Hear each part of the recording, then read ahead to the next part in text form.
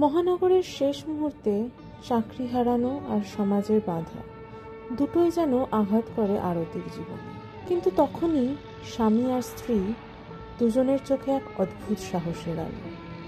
আজ হয়তো হাতে কিছু নেই, কিন্তু পাশে আছে একজন আর একজন। এত বড় শহর, এত রকম চাকরি, দুজনের একজনও কি পাবো না একটা? চেষ্টা তো করি, আমার বিশ্বাস দুজনেই পাবো। চলো, আজ এত দুর্দিন, কি আছে কপালে কিচ্ছু ঠিক নেই, তবু আমার ভালো লাগছে। আর ভয় নেই তো? দেখো